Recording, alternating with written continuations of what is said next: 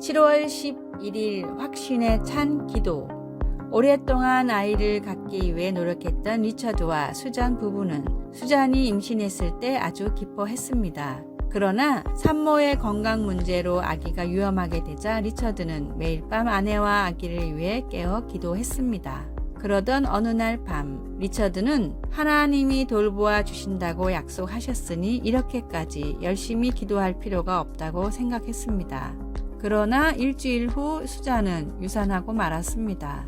리처드는 몹시 실망했습니다. 기도를 열심히 하지 않아서 아기를 잃은 것은 아닐까라는 생각이 들었습니다.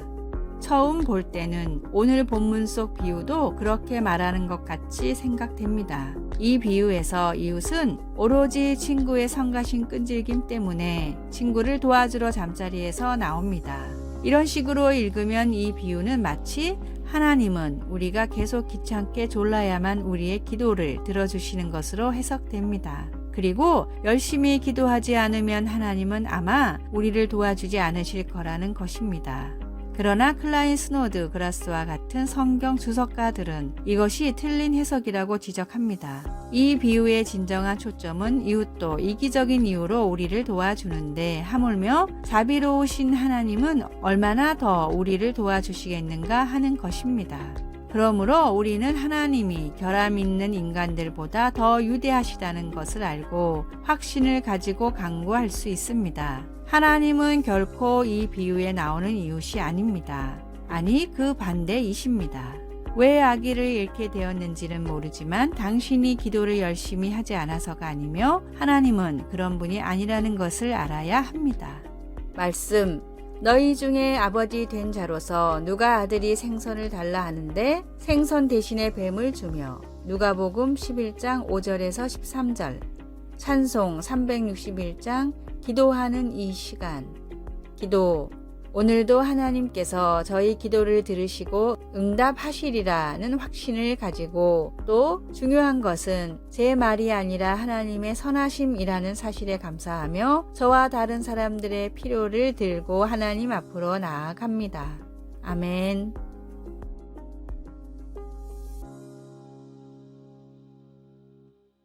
(7월 12일) 화요일 신앙의 생명주기.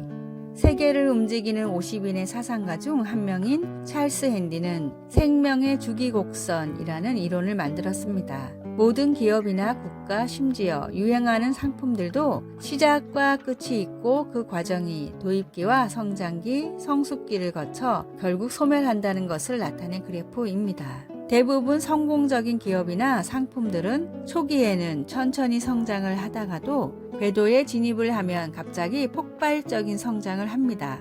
그러다 유명해진 성숙 단계에서는 속도가 점점 퇴화되며 정체됩니다. 여기서 새로운 동력을 얻어서 다시 올라가지 못하면 심지어 전 세계가 열광하던 어떤 것이라도 갑자기 소멸해 버립니다.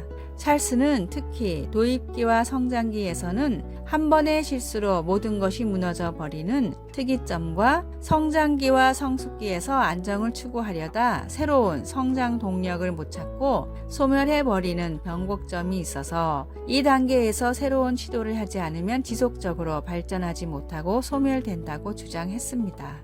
어쩌면 신앙의 주기도 이와 비슷합니다. 하나님을 처음 만나고 뜨거운 감격이 살아있는 초창기 때의 믿음이 익숙해지고 안정화되며 신앙 생활이 피로해지는 단계가 찾아오게 됩니다.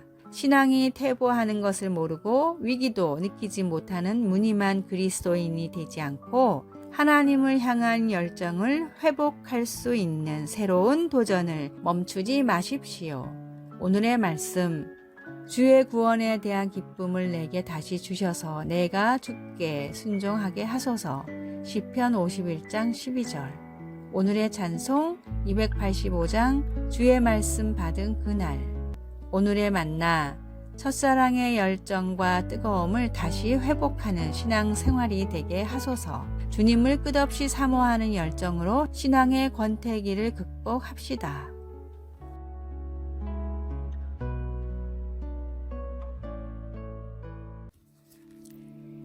7월 13일 수요일 하나님의 도움을 구하기.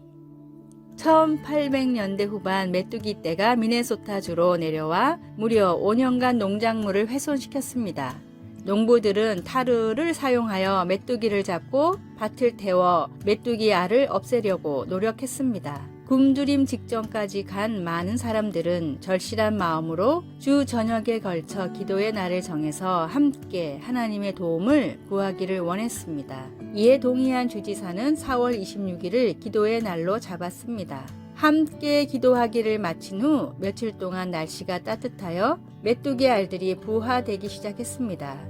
하지만 나흘 후 놀랍게도 갑자기 온도가 영하로 떨어져 애벌레들이 모두 죽어버려서 많은 사람들이 크게 기뻐했습니다. 이제 미네소타주 농부들은 다시 옥수수와 밀 그리고 귀리를 추수할 수 있게 되었습니다. 여호사밧 왕의 통치 기간 동안 하나님의 백성들을 구원한 것 또한 기도였습니다. 강력한 군대가 그를 대적하러 온다는 소식을 접한 여호사밧은 하나님의 백성들을 불러서 기도하고 금식하게 했습니다. 백성들은 이전에 하나님께서 어떻게 그들을 구하셨는지 기도로 하나님께 상기시켰습니다. 그리고 여호사밧은 견책이나 전염병이나 기근 같은 재난이 그들에게 닥쳐온다면 하나님께서 들으시고 구해 주실 테니까 하나님께 부르짖겠다고 말했습니다. 적군의 침략으로부터 그의 백성들을 구해주신 하나님은 우리가 고통 중에 부르짖을 때 들으십니다. 그것이 인간관계의 문제이건 자연재해의 위협이건 모든 염려를 기도로 하나님께 올려드리십시오. 그분께는 어려운 일이란 없습니다. 말씀. 만일 재앙이나 난리나 견책이나 전염병이나 기근이 우리에게 임하면 주의 이름이 이 성전에 있으니 우리가 이 성전 앞과 주 앞에 서서 이 환난 가운데에서 주께 부르짖은즉 들으시고 구원하시리라 하였나이다. 역대하 20장 9절. 찬송 365장 마음속에 근심 있는 사람. 기도. 하나님은 세상과 그 속의 모든 만물을 만드셨습니다. 만물의 질서를 회복시키시고 사랑하시는 당신의 백성들을 회복시켜 주소서. 아멘.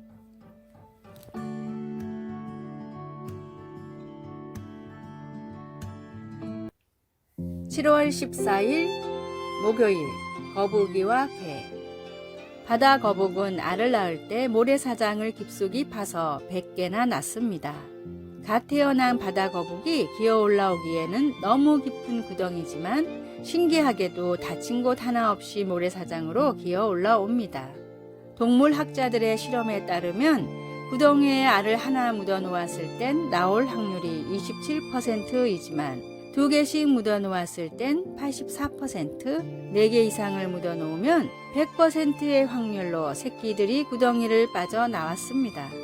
최초로 태어난 바다 거북 새끼는 구덩이 벽을 파서 경사를 완만하게 만드는데 뒤이어 깨어난 거북이는 이 거북의 등을 타고 올라가 더 높은 벽을 파내고 나중에 깨어난 거북들도 차례차례 파낸 모래를 다져서 발판을 만듭니다. 시간이 조금 지나면 구덩이에서 모래사장으로 나갈 수 있는 완만한 길이 생기기 때문에 4마리 이상의 알이 있는 구덩이의 바다 거북들은 안전하게 밖으로 나올 수가 있었습니다. 그러나 개를 구덩이에 넣으면 정반대의 일이 일어납니다. 충분히 기어 나올 수 있는 높이임에도 올라가는 개를 끌어내리느라 혈안이 돼서 결국 빠져나오는 개는 몇 마리 없이 서로 힘을 빼다가 대부분 죽고 맙니다. 위기일수록 필요한 것은 끈끈한 협력입니다. 잘못을 서로 인정하고 개선하는 것도 중요하지만 하나의 믿음으로 말씀대로 연합하는 것이 더더욱 중요합니다. 하나님을 믿는 성도끼리의 거룩하고 아름다운 연합으로 신앙의 위기를 지혜롭게 극복해 나가십시오. 오늘의 말씀. 아무 일에든지 다툼이나 허영으로 하지 말고 오직 겸손한 마음으로 각각 자기보다 남을 낮게 여기고. 빌립보서 2장 3절. 오늘의 찬송 475장 인류는 하나 되게. 오늘의 만나. 선한 마음으로 연합하는 그리스도인들을 위해 기도하게 하소서. 갈등과 분란을 조장하지 말고 지혜롭게 해결하고자 노력합시다.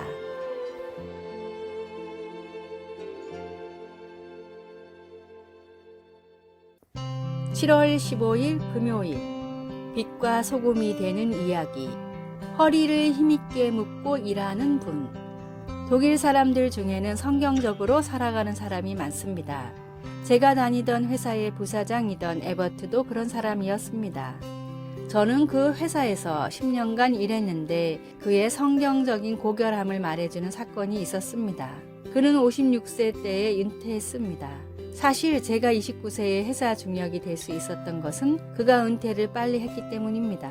그가 일찍 은퇴한 이유는 큰 회사 설립에 성공했고 재정적으로 여유가 있었기 때문입니다.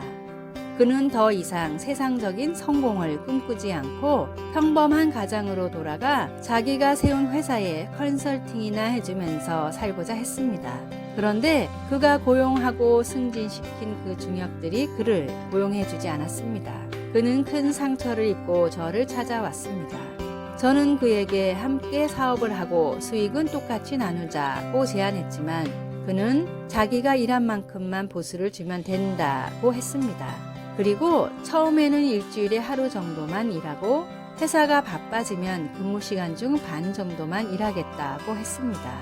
하지만 곧 회사가 바빠지자 그는 근무 시간의 4분의 3가량 일하고 일한 만큼만 월급을 받았습니다. 그는 항상 저보다 먼저 일어나 회사 문을 열고 커피도 자기가 직접 내렸습니다. 그는 하나님의 말씀 그대로 자기 허리를 힘있게 묶고 일하는 분이었습니다. 힘있게 허리를 묶는다는 말은 자기가 맡은 일을 열심히 한다는 뜻입니다.